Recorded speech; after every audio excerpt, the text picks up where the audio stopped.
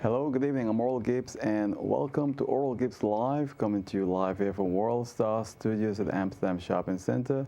And with me this evening, I have Mr. former Member of Parliament, Mr. Romain Laville. How are you doing, sir? I'm doing well, Mr. Gibbes. Thank you for having me this evening. Well, it's good to have you in the program, and tonight we're going to speak with you about your comeback. Yes, sir. So tell us about what you've been doing in the last years that we haven't seen from you. The last 2 years. 2 years already? 2 years already. It goes fast. Yes. I took a step back, Mr. Gibbes. I took a step back to spend some time with my daughter. Someone that everyone knows that I love very much. And so I have been busy with her. She lives in the U.S. And I took a while just to do a lot of reflecting, I made it a point of duty not to be in the press or not to be in the papers on any issue or anything that was going on in the country. I think it is right for you to give the new members an opportunity to figure out, get their feet wet, and so on and so forth. And so it was 2 years of reflecting, 2 years of doing a lot of reading, seeing how my 4 years ended up, what all I have accomplished, what all was done, any things that I would have done differently. If you're really serious about taking the position to want to be one of those to be able to serve your people, sometimes you just have to take a little step back to reflect. So you reflected. Are you saying you're a different person, a better person now? Yeah, I think, I came into in 2010, I came in very young. One of the youngest members of Parliament, or the youngest member of Parliament, came in at the age of 31. And so, that is very young for political standards. And as the years go by, you tend to not only get older, but hopefully if you're someone who always look to improve on yourself, hopefully you have gotten better too. You have gotten more mature. You see things from a different perspective. I had the opportunity for a very short period of time to see politics on 3 different fronts. I had the opportunity to see it as a candidate wanting to come in, the ideas that I thought at the time that how government should function. And when I came into office, I realized it's not exactly how I thought it was while I was outside of politics. And now, being in there for 4 years and out, I have a different perspective as well. So I have 3 perspectives on how, what's going on in this country. And so I can say for me personally, it was very good for me to take the 2 years off.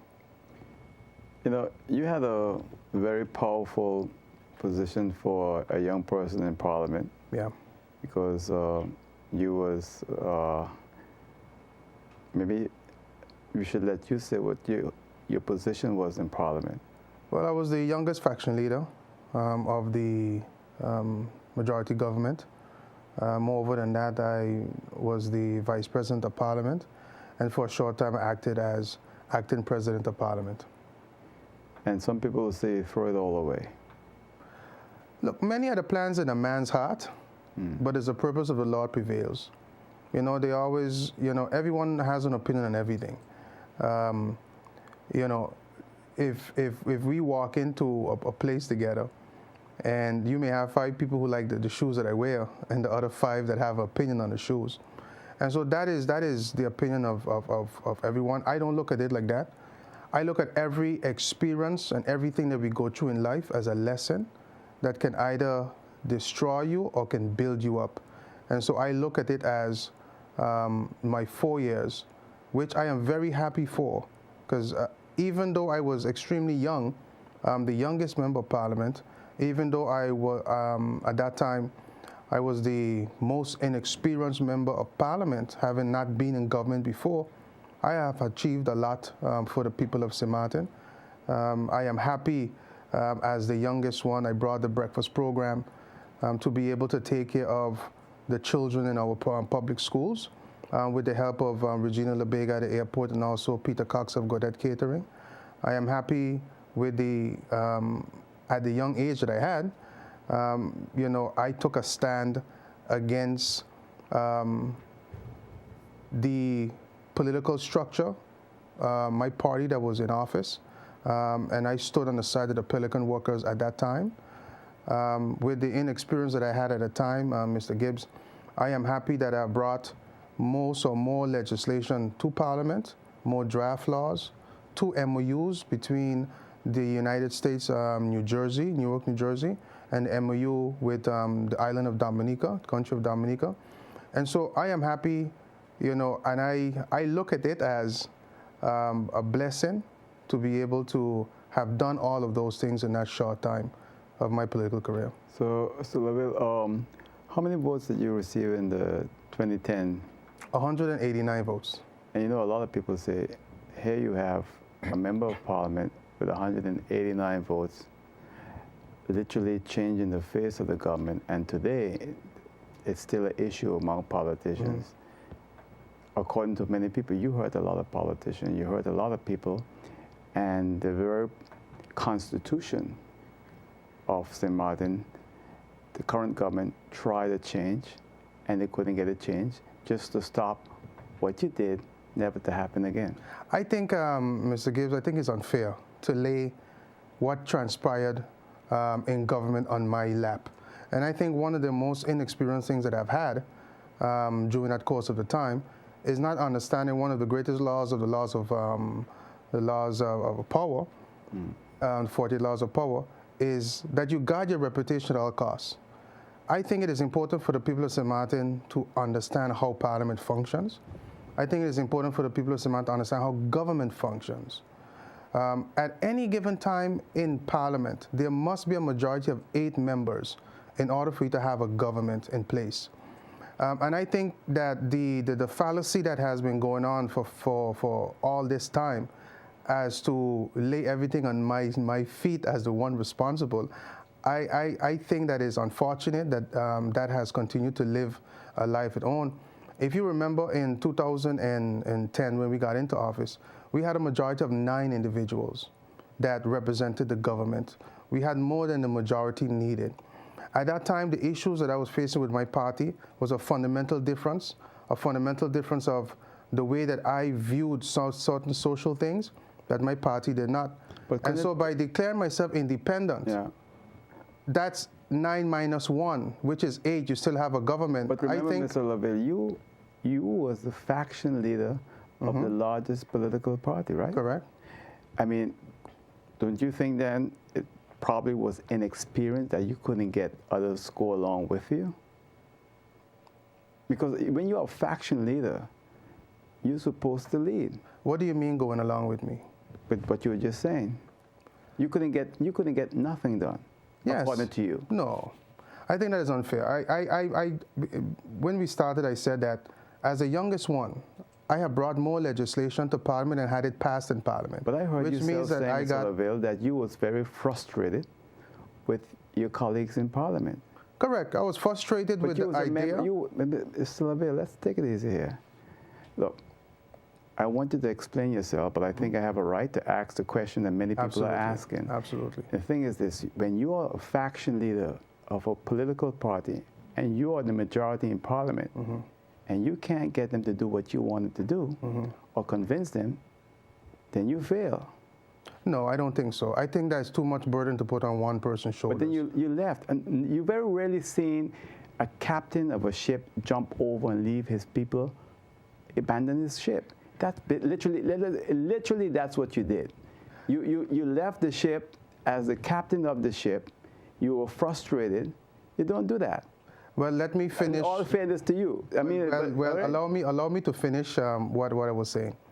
I think it's unfair that that position has been laid on my feet. Let's be honest with ourselves.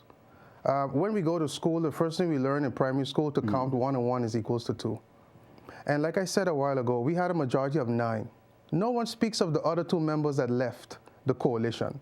No one speaks of the other 2 members were not faction leaders, right? You had the support of your. So what? So what should I have done? I should No, have. I'm just saying that's what, you know. Look, But what should I have done, Mr. Gibbes? Should I have just forsaken the Pelican workers, forsaken their plight, tell them, you know what, I'm the faction leader, and so I cannot stand by you. I'll have to continue with. Let me tell you what I heard. A police officer said recently from Miami. He's now the chief in Ferguson. He said, you know, his grandmother always said, you can't clean a house from outside. Mm-hmm. I never forgot that. You was inside the house. You was the faction leader of the United People's Party. Mm-hmm. You had all the power. You just threw it away. I think that's a fallacy.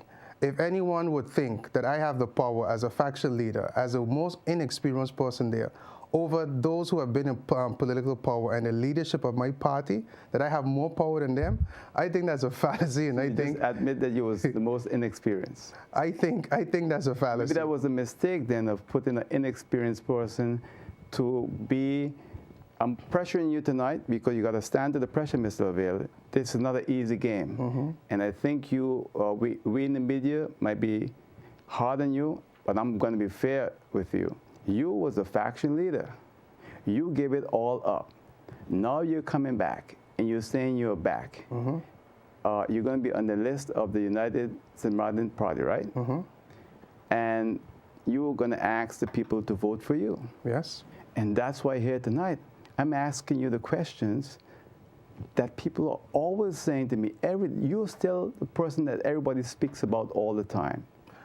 Because, once again, Mr. Gibbes, I think it's very unfair that we have individuals in our society who willingly misinform and miseducate the population for them to believe what they want to believe. Romain Laville did not throw down any government.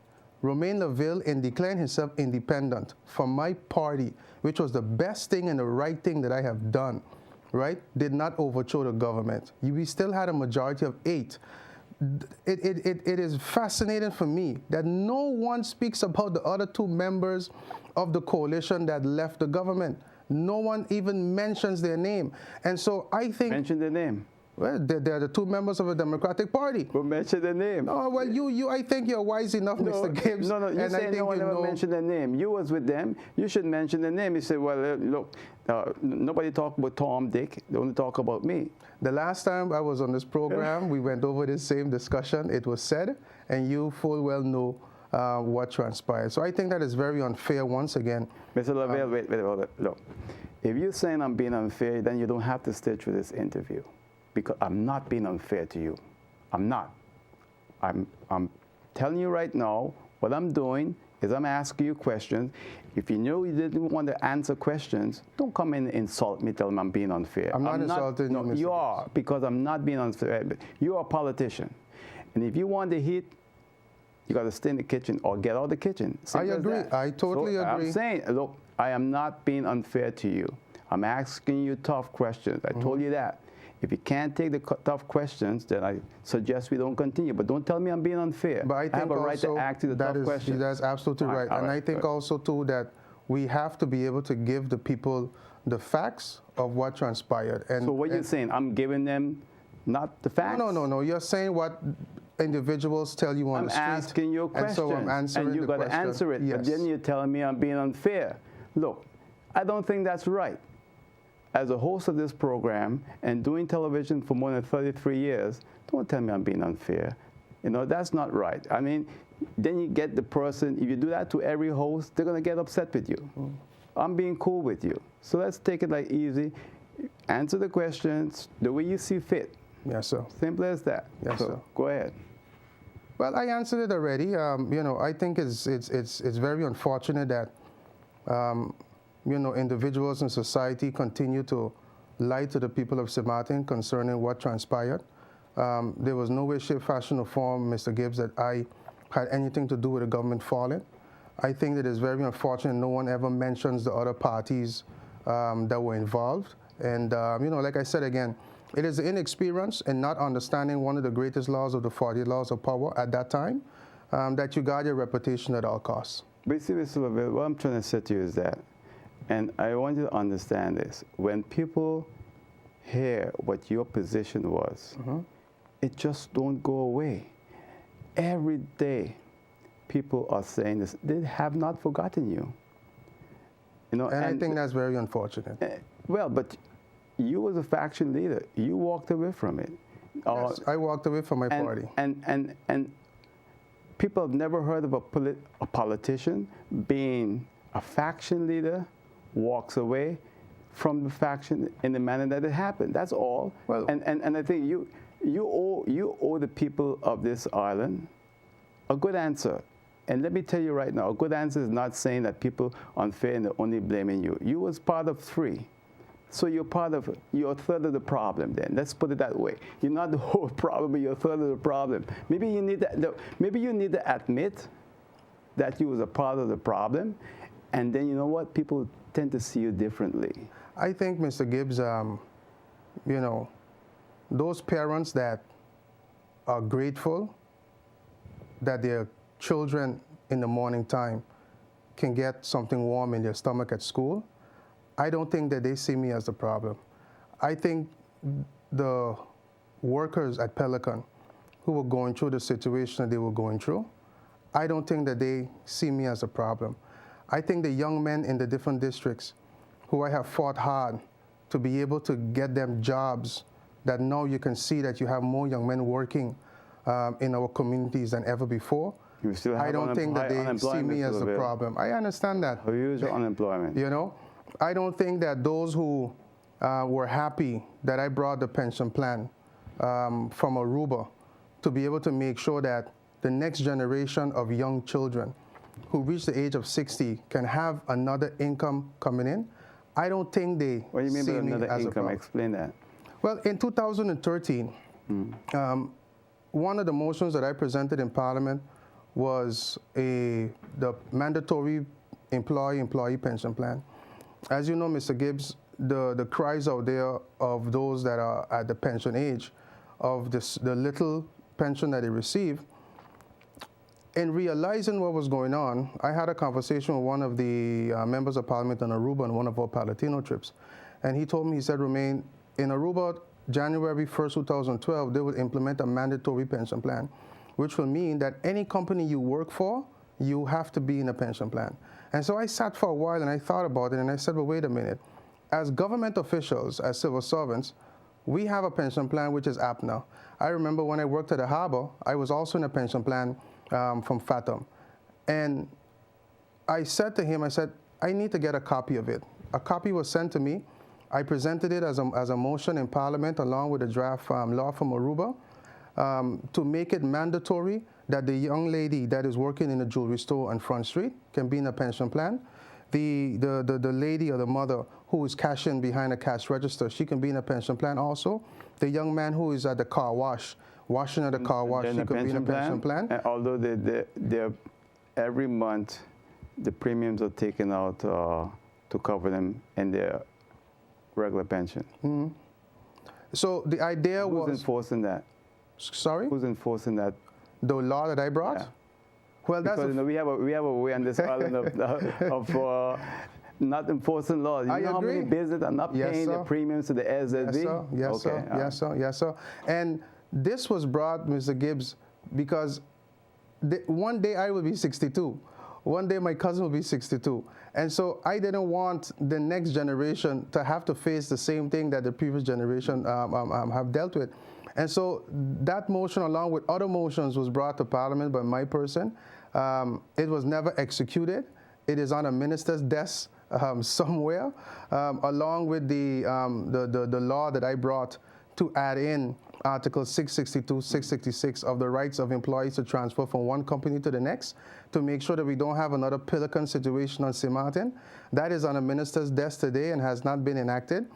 And so I am happy for the things that I have presented and brought forth for the people of St. Martin. And I think those people who are happy for that, you know, isn't worried about anyone looking to paint me as something that I'm not. MOUs that you mentioned, you said there were two MOUs that that was brought by my person. The first one was MOU between Newark, New Jersey, and St. Martin. And is that in enforced today? It was signed off, regulated, voted on in City Hall in Newark, New Jersey. And they brought the ratification to us in St. Martin. It was given to the minister and the minister that. Nothing has been done about it And what about the second one? The second MOU is the MOU between St. Martin and Dominica. Some of the great parts of that MOU is that the Prime Minister offered St. Martin 5 free scholarships, 3 for medical and 2 for agriculture. Why agriculture, Mr. Gibbes? Because I noticed after a while, a lot of our young men starting to get into agriculture in St. Martin. And so I wanted to be able to give them too that opportunity to go away and get that experience. And so what about that? That is on a minister's desk, Mr. Gibbes. So everything is on a desk that you did? Everything is on a desk. So now you want to go back to finish the job? Well, why shouldn't I go back and finish the job? You know, it is... No, I'm not saying not to. I actually, the logical question would have been, yes, I'm going back to finish the job. Yes. But you see, absolutely. You see, it's a way you answer questions. We've known each other so long, man. So sometimes, you know, you have that nice relationship between you and myself. So, you know, but yeah, that is the reason why, Mr. Gibbes. You know, a lot has been done. A lot has been done in the Parliament of 2010-2014.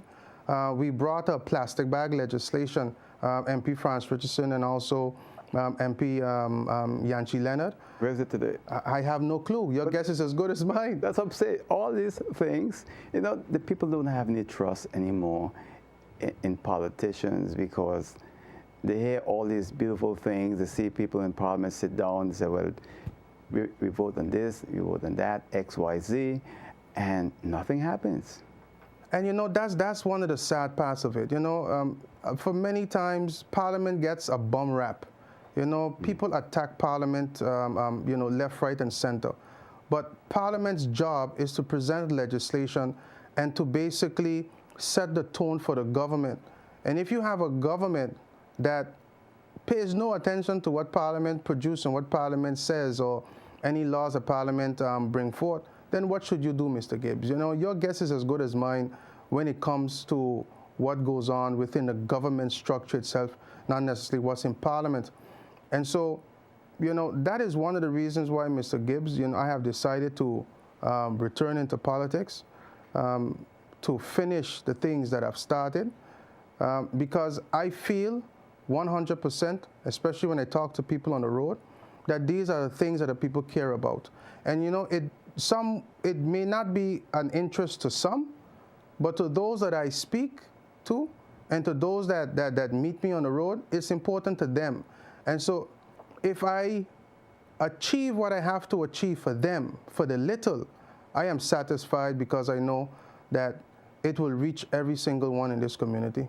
And you see, Mr. Laville, that's what I sent you earlier, is that, you know, my wife is executive producer of this program, and she will tell you that in our discussions and bringing guests, and especially you know, and I'm going to say this publicly tonight, I privately have always believed that you should be given a second chance, that people actually too hard on you.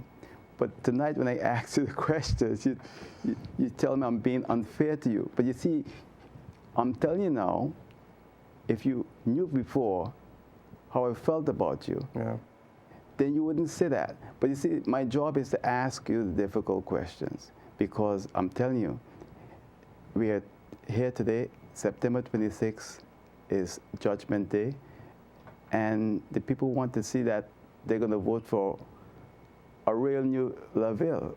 Right? An older, wiser Laville. With a brighter smile, I guess. No, listen, when I said, you know, it is unfair, it wasn't directly to you asking me the question is unfair. It was an unfair in my standpoint of for people to still have that feeling inside after knowing everything that transpired, after hearing me say over and over and over. And so let me just correct it here so, you know, me and you can have a glass of water after. You know, it wasn't saying unfair to you asking me the question. It was just unfair that, you know, that same stigma is still out there within the community. You're a politician. I'm not a politician. there are things people say about me that happened 25 years ago. When I first started calling shows, I know. I was rough. I mean, you're pulling stuff, I just cut you off. Yeah. People still say, I haven't cut off nobody in 20-something years. People still say, cut off you. You understand? So once they have that image of you, it's hard to get over it. All you got to do is just do what you got to do. Yeah. You know, look, and you said it a while ago, Mr. Gibbes, and, you know, I know we talk about this a lot. You know, you tell me when you started and so forth. Being in, you said I'm a politician. It is the most difficult job you can ever have. I think many times people don't understand, even though you're a politician, you still have feelings. You know, things still bother you. You know, but the satisfaction of it is just like a teacher in a classroom that sits and teaches the lesson to 30 students. And out of the 30 students, only 5 of them pass the class. Only 5 of them get what they're saying and amount to something in life. And even though she may want to have the whole class to be successful, she is still happy and proud to know that at least she touched 1 or 2 or 3 of the children's lives. And so even with me, Mr. Gibbes, you know, regardless of the feeling, which I feel is unjust out there, it is still satisfactory to know that when you walk down the street, that people still stop you on the road and say, hey, Laville, you know, when are you coming back? Hey, Laville, you know, I miss hearing your voice in Parliament. You know, that means a lot to me, Mr. Gibbes. And so, you know, it's those little things I think that people don't understand as quote-unquote politicians that... I could see you with your poster with 2 Rambo rifles at your back. Nah. That's not me. That's not me. That's a good one, though. No, I mean, because, you know, people always talk about your legal issues and with firearms, and you showed me the documents. Is that also still plaguing you? Yeah, look, it is not plaguing me, no. I mean, before I came into office, Mr. Gibbes, I have never, ever in my whole entire life been in any trouble whatsoever. And so this, to me, I laugh at it a lot. I have never taken it seriously because it is nothing for me to take seriously. You know, my legal issues came about by me taking a decision against an establishment and against certain individuals that felt that I should have stayed by their side. You know, I showed you my firearm documentations when before the show started. You know, the conversation out there that MP Laville has an illegal firearm and he's charged with illegal firearm. And then you have the press that writes all these things about me for over 4 years and not one day ever picked up the phone and called me and say, Mr. Laville, MP, could you give us some information as to what transpired that day in Parliament? Not one day someone called me. And so that too have lived a lie, what they have written. You know, I came out on Sunday. But then you would have told them that your lawyer said don't say anything. No, I would not have. The mere fact that a call wasn't even made and stories was written is already enough for me to say that something is wrong here. And so I wanted to show you my license for my firearm that I received on the 17th of August, 2012. I received that license, Mr. Gibbes, over 2 months after the quote-unquote, my colleague went to file a charge against me, claiming that I threatened to shoot him, I threatened to kill him. That was his statement in the police report. So did you? Of course not. Okay. Of course not. And so it is unheard of that if someone threatens to shoot someone with a firearm, that 2 months later, the authorities issue that individual the license to carry a firearm. And so, you know, all of this, and I wanted you to have that, Mr. Gibbes, because I think it's very important that we understand what is going on here in St. Martin. There is a system set up, a programmatic system set up to be able to incarcerate wrongfully, to be able to have abuse of power and abuse of the law on certain individuals in this society. And anytime you stand up against persons in this society that feels that St. Martin belongs to them, who feel that you must serve and they must always be on top, the moment you stand up against those things, you will find yourself in issues. So who are those persons you speak They of? know who they are. I'm a little wiser now. Well, We're not calling names. I don't know. The people out there don't know. Well, I think the people know who feel that this country belongs to them, and everybody else must serve. I think the people know exactly. I think the people are smart enough. Yeah. The guy who came here on Sunday or last week, he probably wouldn't know. But whisper it, no, nobody hear it. I'll whisper it to you afterwards. So let me ask you, did they revoke your firearm license? No. I have sent letters to have my firearm license renewed. Up to this day, I have not received a response. The proper procedure is that when you send in a letter to have your license renewed, you should receive 2 responses. 1, either stating that your license is renewed, or 2, stating that your license is denied and you have such and such a date to bring it in. None of those 2, Mr. Gibbes, were ever sent to me in my person. And so the ongoing issue, legal issue that I have, I am not worried about it. It is nothing that I am concerned about. I am happy for the decision that I made to stand with the workers of Pelican. And if having a chance to do it all over again, I would have done anything different. So you're going to run on the slate of the Yes. USB, right? Yes. And any numbers already given out, or it's too early? Well, it's too early for that. I don't think the number right now is very important. I think the message that the USP party has for the people of St. Martin, a fairly new party, and with a great leader in MP France Richardson. And so I think this election, it is important for the people of St. Martin to go out, listen to what the candidates have to say, not necessarily our party, but everyone, and you will see that what we stand for, what we propose to the people of St. Martin, I think the people will make the choice where that is concerned. Okay, let's take a call for you. Oral Gibbes live on caller. Hello. You're on live caller.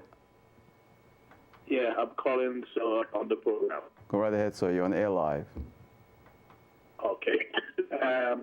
I've been listening and following the program. I would like to find out from Mr. Romain Laville what is the plan he has on the increase of crime on this island. What is the idea he has in trying to curtail that, and education. What's the plan? You calling from education is concerned. You calling from a cellular phone? Yes. Yeah, the signal is breaking up, so I don't know if you maybe can move around a little bit, and then we can get a better signal. It's breaking up quite a bit, but I think we heard most of it, right? Yeah. Okay. Yeah. I haven't responded. Thank you, sir. Go ahead. Thank you very much, caller. Oral. I'm sorry, Mr. Gibbes. It's okay. No. My mom always told me to have respect for those that are older than you and call them by their last name. Crime is something that we are seeing now that is starting back rampant again.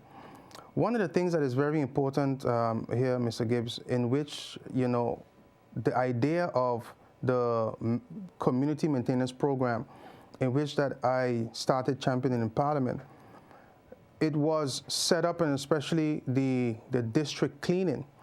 We have a situation where a lot of our young men are being incarcerated wholesale for whatever reason. And when they come out of prison, they are scarce in finding jobs that are available for them. And so one of the things that we did is that we set up where that if they cannot find work in the city, any construction and any infrastructural jobs or things that goes on in the countryside, in their area, they're supposed to be the first ones to be able to gain employment. And so I am happy that the first contract that was given for the trench contract on St. Martin was given to the young boys in Sucker Garden.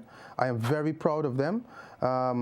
It wasn't a huge contract that they received, but they worked hard. They proved themselves to be able now to be part of those that have the garbage contract.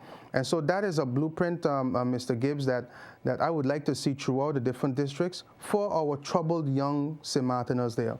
Now, we have another issue where there's a lot of St. Martiners that have college degrees that cannot find jobs.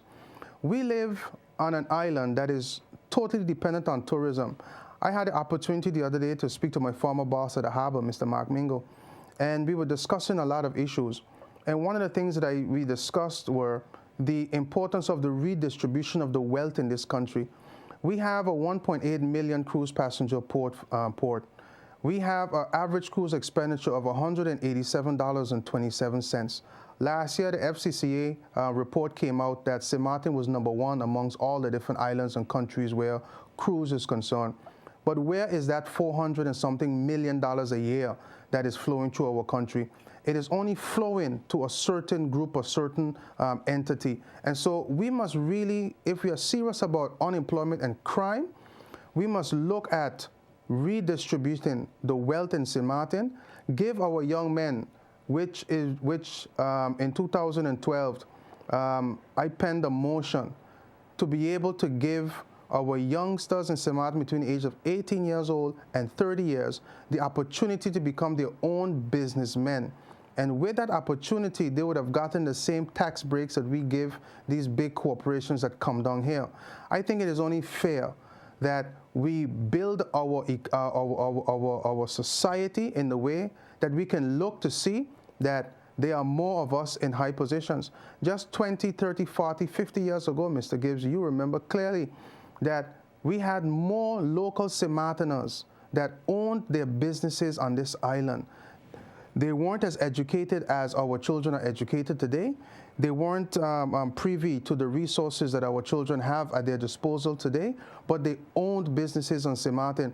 And so the more the population has gotten educated, the more we've sent our children away to study, the less you're seeing that we can look in different society, in different areas in St. Martin, that we have entrepreneurs, successful people that are our own.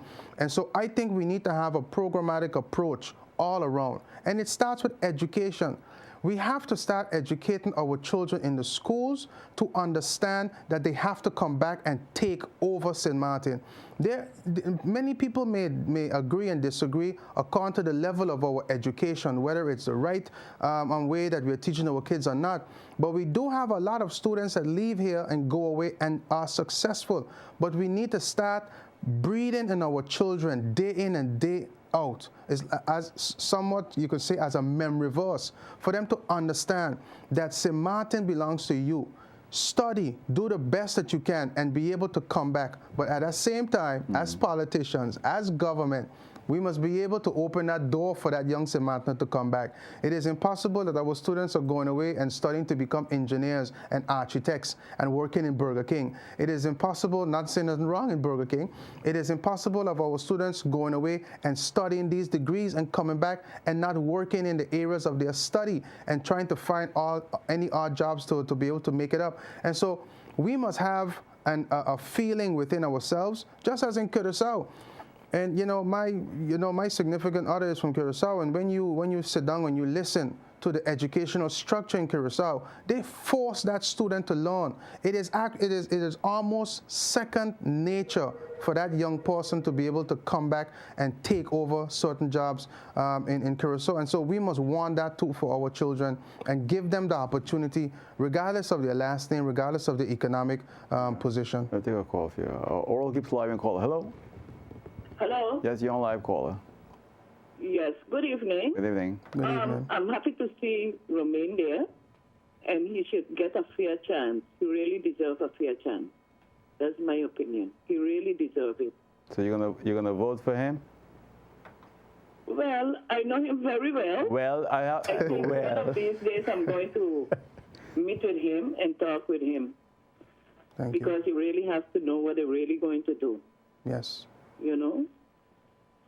I can give him some ideas. I know about politics a lot. I know what's happening. So you could change words. So you're a former politician? Senior Romain. Thank you very much. You know, But it sounds like a former politician. you know, Mr. Gibbes, it is phone calls like that that really warms your heart. You know, it is individuals and like the lady that called that really. But make it your business to meet her. Yeah. That's a good call. I can give her my number over the phone. That's a good call. I'm telling you right now. Hold that thought there. If I was a politician, I'll wish all my calls were like that last call. Oral Gibbes Live, your call. Hello. Hi, Oral Gibbes. Good evening. It's Mark Mingo speaking. Good evening, Mr. Mingo. Mr. Laville for standing out, and we need more of those people leading. I mean, you know, as being leader at the harbor, I think we need more leaders in the community to step up their game in their aspect of gifts. I just want to pick up Mr. Laville and just keep pushing. Thank you. Thanks for calling, Mr. Mingo. You know, Mr. Gibbes, the first lady, and I'll go to my former boss in a while. It is individuals like that that make you want to go on. I said before, people don't understand how difficult it is to be a politician, you know. Sometimes we feel like, you know, we're not human, we don't have a heart, we don't hurt when people say all negative stuff about us. And so I am forever grateful, Miss, for your call, and I very much appreciate it. I thank Mr. Mingo for calling. You know, as the first boss that I've had when I came back from studying in the United States, who have given me an opportunity at the harbor, not only to work there, but to go away to study in Sweden. And he knows, and we had a conversation yesterday, that I gave up my career at the harbor. I resigned before 10/10/10, before I swore in. I gave all of that up to be able to serve the people of St. Martin. And as tough as it was, I am satisfied with the decision that I've made. Okay, let's take a call. Oral Gibbes Live and caller. Hello? You're on live, caller. Hello, good night. Good night. Turn your TV off, please. Turn your TV off. You have to turn your TV off, please, caller. Oral Gibbes Live, you're on caller. Hello? Hello? Yes, hello, you're on live, caller. Yes, tell Mr. Romain Laville I have his number. Okay. Don't worry, I have his number. Okay, thank you. Okay, bye. Okay, bye.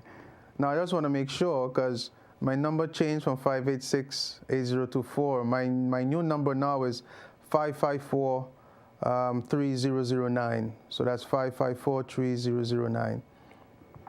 All right, so you know, you said something. Let me take this call first. Oral Gibbes Live and caller. Hello? Yes, good evening. Good evening. Good evening, I sir. want to say that I'm very proud of Mr. Romain Laville because, hello?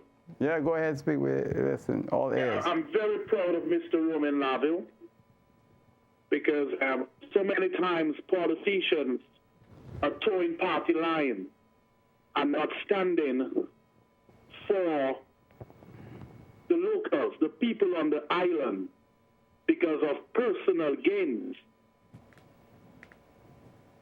And Romain Laville is the only politician I have seen within 10 years on this island who put himself in the back burner and he stood for the people in Pelican. He stood for his boys in Soccer Garden. And I want to tell Romain to keep the faith and keep the strength.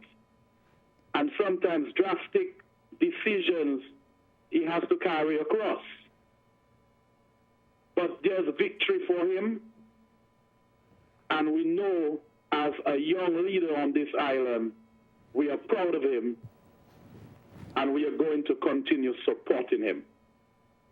All right. Thank you. Thank you. Thank you. Thank you. All right, so this you pulling out your posse there. I heard that fella sound like he from Dominica. Sounds like it, yeah. That is nice. The accent can't hide you. Can't hide. But you know, Mr. Gibbes, I would like to tell the people of St. Martin that regardless of what we may think of each other, I think it is important, especially as young people, that we stick together. As a young person, we have the same issues. We are going through the same problems. We are fighting the same fight and have the same plight. it is important for us to come together as young people, that when one of our young people are being trampled down on, we all must feel it. Anything different than that, Mr. Gibbes, as young people, we will not experience and see that change that we want in St. Martin. And so this election, 2016, is not about me. It's not about me as an individual. It is about a movement, Mr. Gibbes, to be able to free our people. It is about a movement in order for our youngsters to be able to get a second chance. And it is for them to get a voice for this, for their future. And so, you know, I know you have a caller. I'll allow the call to go ahead. People don't like to wait these days. Oral Gibbes Live and caller. Hello. Hello, good night. Good night. Good evening. Romain. Good evening, sir. Hi. Good evening. Look, I saw your thing on Facebook. You know who's speaking. That logo you have, with the same cut you have. I want you to put it on your T-shirt. I am one of your original voters. I am there with you. Don't worry. Good night. Good night. No, Good night. I am. Okay. Yes. Coincidentally, we do have shirts with that logo. What logo are you speaking about? We have a logo where, and it's actually a picture of myself with my hand in the air. And under that logo is written, "Enough is enough. The fight continues." That is something, Mr. Gibbes, that is dear to my heart. And as I said on yesterday on the program, radio program, that the change that we want to see in this country, a lot of us may not live to see it, but some of us have to start. What change are you speaking about? The change of the constant issues that is going on with our elderly, that have to decide whether or not to take the little pension that they have to be able to buy a healthy meal or pay their bills or purchase medication. The change of that young St. Martiner coming back from school and having to sweat night in and night out to be able to pass exams, to be able to have a better future for themselves and take care of their mom and dad and make their parents proud, and come back to St. Martin and feel that all the work that they have done was in vain because they're knocking back and forth trying to be able to find something. The change of our young men not getting a second chance in society, who have found themselves in the justice system. Those are the changes that I'm talking about. And so it is not only me that can fix it. That's what I said earlier. This is not about Romain Laville. It is about all of us, old, young, middle class, upper class, poor, white, black, rich, all of us coming together to understand that we have to pool and we have to fix the problem. And so, yes, there are things that were done. Yes, I'm happy for the things that were accomplished in the 4 years, but there's so much more that needs to be done. You're on the air live caller. Hello. Yes, good evening, Harold. Good evening, Good sir. evening to your guest. Good evening, sir. I assume Romain no recognize the voice. Anyway, good luck to you. It's been a while. All the best. All right, then, bye. Okay, bro. Thank you, sir. Thank you, sir. It's been a long time. I know who it is. Yeah, that's the shortest he's ever spoken on this show. The man normally speaks for 5 to 8 minutes. Yeah. You know, Harold, I thank you for, the opportunity. It's been a while. I know that, you're a very passionate individual of what's going on in this country. I know a lot of people out there right now that I've talked to are actually fed up of the whole political system. They're tired of what's going on. A lot of them are second-guessing whether or not they're going to come out this September. But my hope for them and my prayer is that don't give up. Sometimes we have to go through what we are going through in order for us to reach where we need to go. I always said that St. Martin, the issues that we're facing now is a pregnant lady who's going through that situation for 9 months. You're going to have birth and pains. You're going to have days you're going to vomit. You're going to have mood swings. But in the end of it all, when that beautiful baby comes out, all that we've gone through was worth it in the end. Okay, take a call for your Oral Gibbes Live and caller. Hello. You're on live caller. Good night to you and your guest. Good night. Generic medication. Good night, for you. Doc. That's correct. Generic medication. Go ahead. This island definitely is much more economical, it's stronger than surrounding islands in the Caribbean. That's true. And they are not giving their people generic medicine. They're giving them quality medicine. I have been dwelling on this, talking about it on different talk shows and so forth. And in order to give you a fair chance about it, let me hear you on the topic.